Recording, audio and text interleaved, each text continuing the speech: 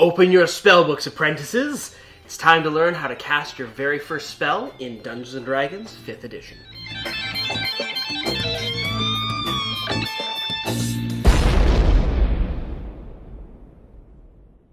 Greetings, clerics, sorcerers, wizards, bards, druids, some fighters who are eldritch knights, Warlocks, rogues who are arcane tricksters, paladins and rangers, and even some of you monks and barbarians out there. I'm Monty Martin. And I'm Kelly McLaughlin. And we are the Dungeon Dudes. And despite that long-winded introduction, it only underscores how important learning spellcasting is in Dungeons & Dragons 5th edition, because basically everybody can do it. Whether you're a player making your very first D&D character or the DM running NPCs, spellcasting is everywhere in D&D. And if you're new to the game, it can be a little confusing to really grasp the concept of how spellcasting works for different classes, and just basically the rules of thumb for how to cast spells in the first place. Especially because if you're coming to D&D from prior editions, there's enough that's the same, but enough that's different, so making it even more confusing. So we're going to go over how spells and spellcasting works, talk about what's the same for each class, what's different, and a couple common things to watch out for as you're casting these dangerous spells and invoking perilous magics. So ready your wands, summon your familiars, and open your spell books as we dig into spellcasting. First of all, in Dungeons & Dragons, every spell has a spell level. This will be from the very first level spells all the way up to the 9th level spells. So when you're reading a spell, the spell's level, along with your class table, is going to determine the most powerful spell your character can cast. What's really important about the spell level is that your spell levels don't line up with your character level. I was going to say that one of the mistakes I made early on is that I just started assuming, I'm a level 7 wizard, I can cast level 7 spells. But no, not at all. It doesn't work that way. Every spell casting class, in its description, is going to have a table which tells you what level spells you can cast and how many of those spells you can cast per day.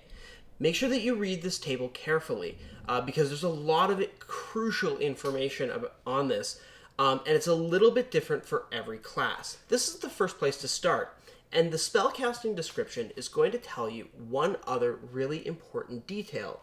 Beyond how many spells your class gives you, what ability score you're going to use for casting your spells. Because different spellcasters use different ability score. Wizards use their intelligence because they study the magic that they learn and then cast, whereas a paladin or a sorcerer or a bard, they draw on magic that comes from their force of personality, and so they use their charisma for casting their spells. There are some classes like druid and clerics that uses wisdom. Yeah, because they're usually getting their magic from a divine force or from the natural world itself. So they use wisdom for that spell casting. So you are going to want to read, when you're creating your character, the section that tells you which ability score you are using for spell casting, because that is very important to know, because you're probably going to want to beef up that stat if you're a spellcaster. Your spellcasting ability score is going to be used to determine two main things that are consistent across every class that can cast a spell: your spell attack bonus and your spell saving throw DC. This is your spellcasting ability modifier plus your proficiency modifier plus 8. Seems like a weird number out of nowhere. I like to think it's because 8 is Terry Pratchett's sacred number of magic in The Color of Magic, or there's 8 schools of magic. But really, that's a number that the designers pulled out of their butts because that's the most balanced way to start. If you are looking for the rules for this, it should say that in your character class, and it will give you exactly what your algorithm is for determining. Yeah, but it's the same for every class. Many spells, not all of them, but many spells will refer to one of these or both when you either make a spell attack or when you cast a spell on someone else and they get to make a saving throw to see if they can escape its effect. Yeah, some spells work very similar to the way melee or ranged attacks works, where you have to roll to hit your target.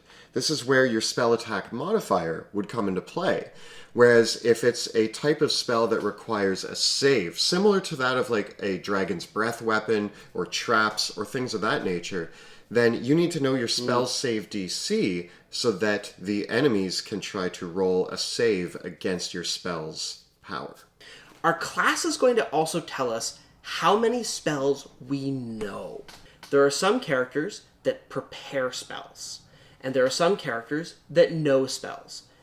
Your class is going to tell you which of these two you are. If you're a class that knows spells, on your table for your class, it's going to tell you how many spells your character knows. Whenever you level up, you get to choose a spell from your class's spell list and add that to your character sheet. I actually recommend just writing it right down so that you always have that as a reference point. Your character can then cast the spells that you know, but none others, even if those spells are on your character's spell list. Think of the spell list as a big pool of all the spells that are out there for the everyone of your class, and the spells that you know as the subset of that your character has learned.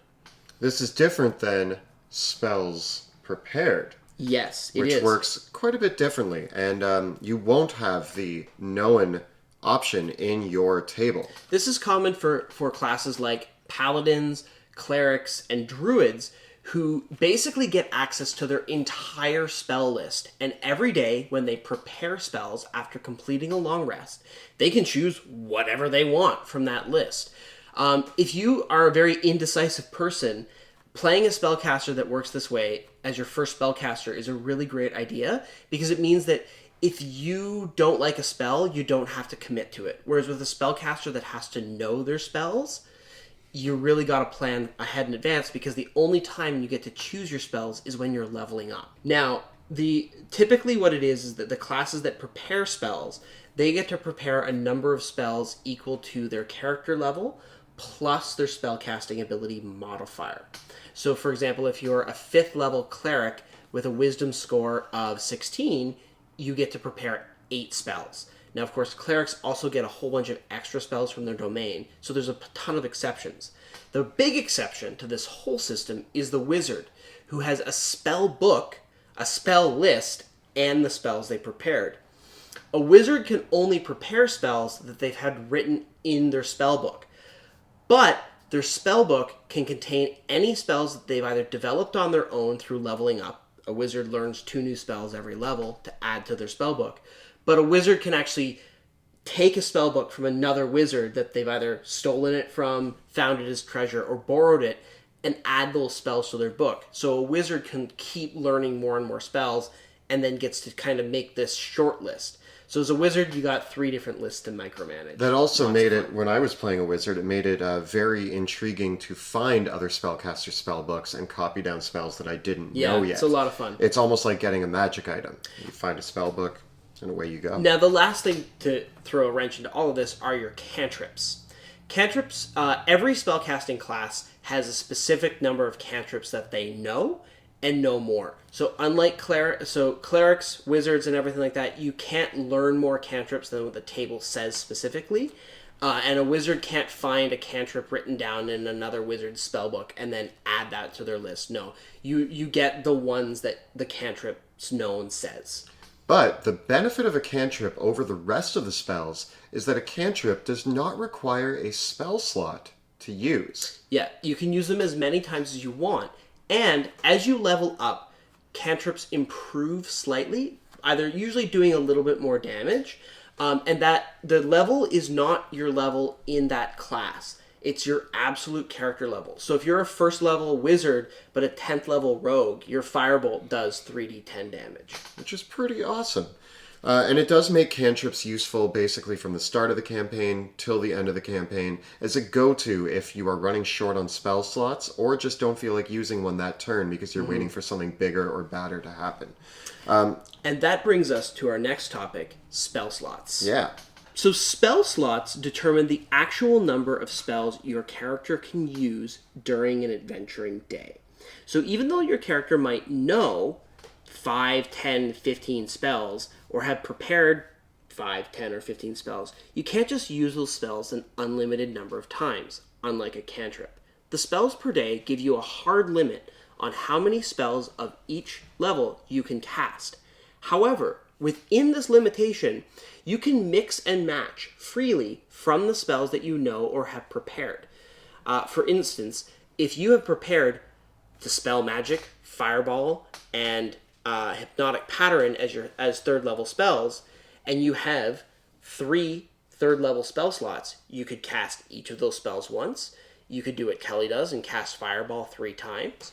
Or you could even use your lower level spells that you have prepared and upcast them in the higher level spell slots. That is an important note, that any spell that you have may have rules at the bottom of it that indicate what it can do if you cast it at a higher level. So don't be afraid to look at your lesser spells and say, what could this do if I cast it at my highest spell slot? Usually they deal more damage or target more creatures.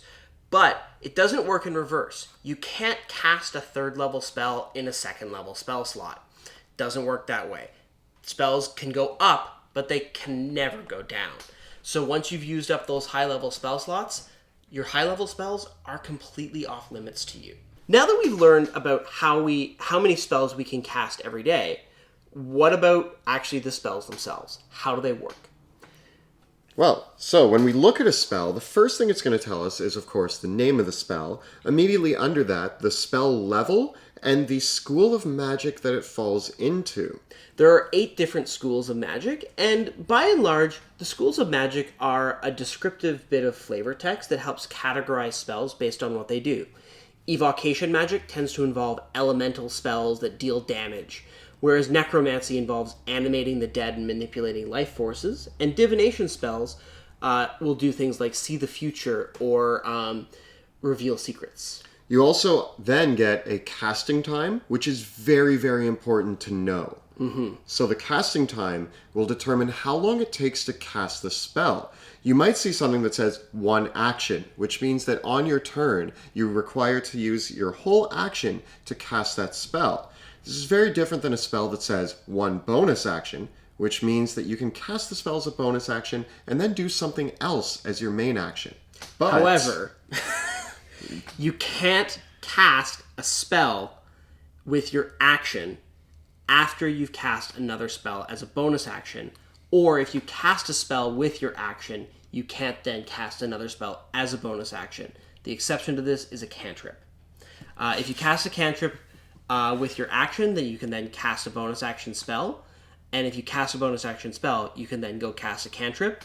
But if something, for example, you can't cast Fireball and then Misty Step away. Won't work. Won't work. I would love to be able to do that. It'd be amazing. That's why you can't do it. But this also shows you why cantrips are exceptionally important.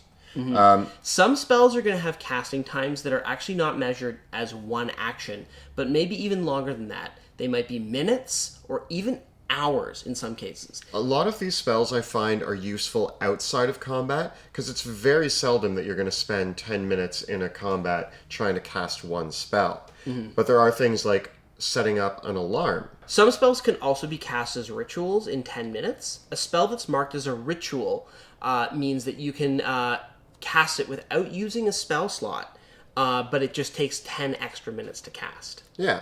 There is the next section here, which is the range of your spell. Also important to note, because that can very much change the way that it plays out on the board. The first thing to watch out for are spells that have a range of self. These are spells that you can only cast on you. And they cannot be applied to other creatures. This can be a really common pitfall, because some people are like, this spell is an amazing buff. I want to use it on my friend. But then it has a range of self, and you can't do that. Other spells will have a range measured in feet. These are usually attack spells. Some spells might also say touch, which means that you have to be able to walk up to a creature and touch them. Sometimes this might also require you to make an attack roll to successfully get the spell off. Yeah. Some spells will also say range self, but then specify something like a 60-foot cone. This means that there is an effect that is emanating from you outward, but it is fundamentally centered on yourself. Some spells will also specify that they have a range, but then an area, Like Fireball, for instance, which has a range of 150 feet, but then affects a 20-foot area. Be aware of this. Read it really carefully, because spells often have multiple ranges in them. Next up, we have components, which is a very interesting category, but it also usually includes letters such as V, S, or M. Yeah, V stands for verbal components. This means that your character has to speak in a voice, saying words like hocus pocus, abracadabra, or something that you make up.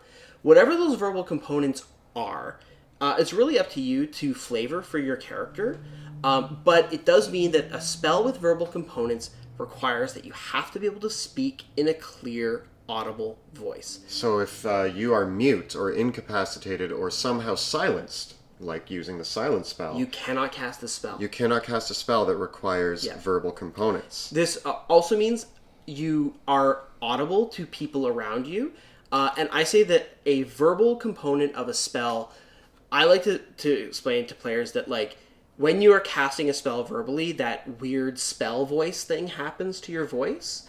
So like other creatures know that you are speaking in spell voice. And the S means somatic. This means that you have to twiddle your fingers and your thumbs and gesture in some way to cast the spell, which means that your hands need to be free.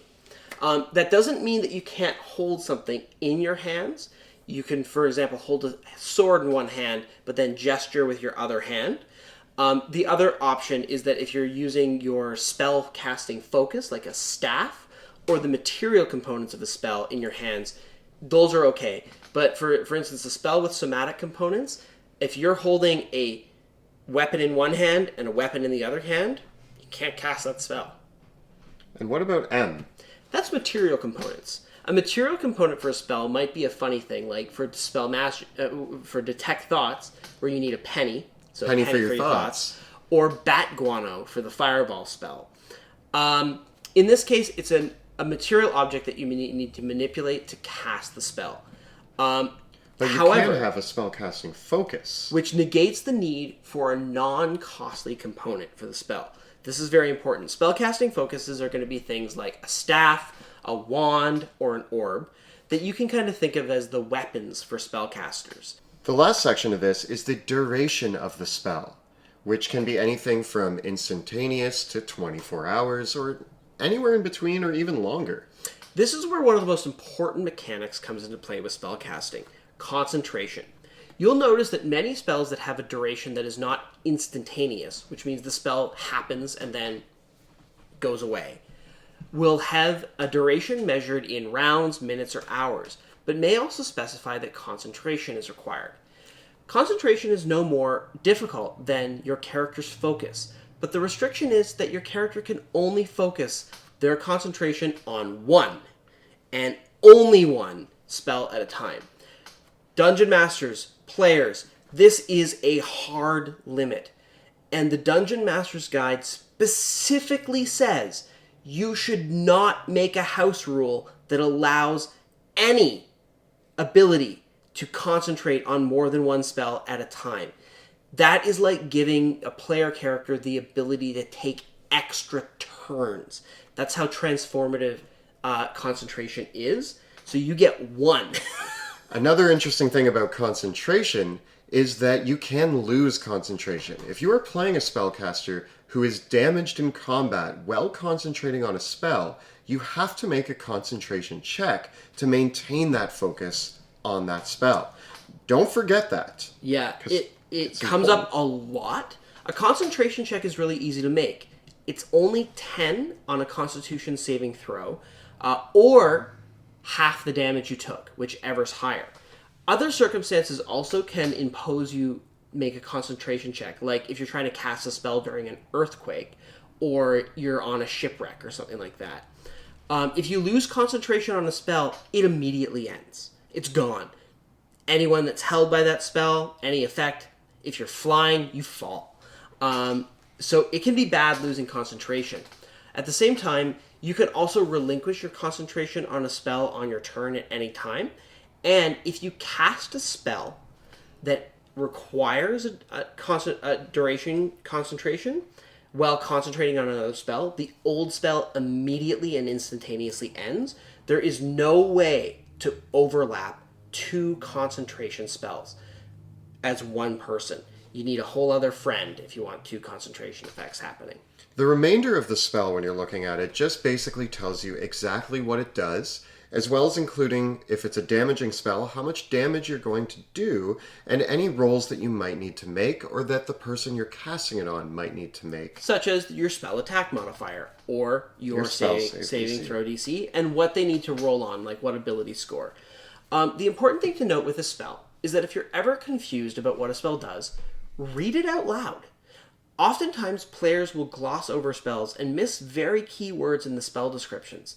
And the really important thing with a spell is that it only does exactly what it says it does on the page.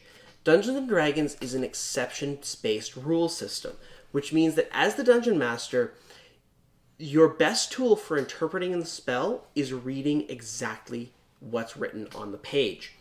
If you want to let a spell do something creative or interesting, for example, some players want to know, like, can I use Ray of Frost to make ice cubes?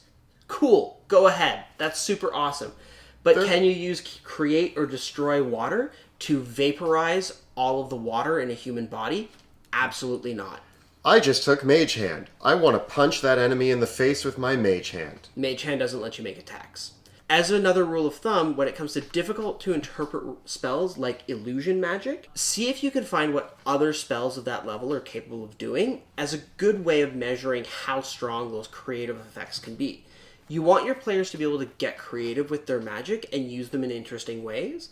At the same time, magic is not a carte blanche for your players to be able to do absolutely anything and break your game.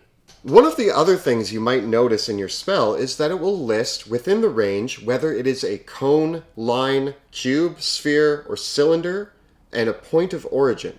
So, how do you determine what these mean?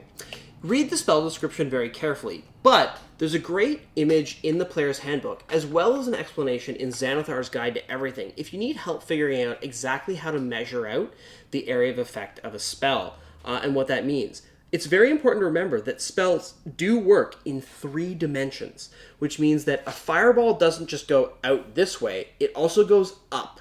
Really cool implications to using spells in 3-dimensional ways that you should be completely aware of when you're casting them. And you can find that on page 204 of the Player's Handbook for the basic rules, and then they expand upon that in Xanathar's Guide to Everything. Have your minds blown yet, apprentices? Spells and spellcasting can be one of the most difficult things to learn as a new player in D&D, so we hope that helps you figure out exactly what the ups and downs are of this magical world. If you're still looking for some more resources on this, read the Player's Handbook. But we also recommend checking out the Spellbook cards by Galeforce 9. They're a really handy reference so that you can really quickly find out the range and description on spells. If you're not convinced, check out our video where we review these right up over here. Or if you're looking for information on the new spells offered in Xanathar's Guide to Everything, we have a look at that right over here. You can pick up either of these by following our links right down below. Please subscribe to the channel so you never miss an episode. Thank you so much for watching, and we'll see you next time In the dungeon.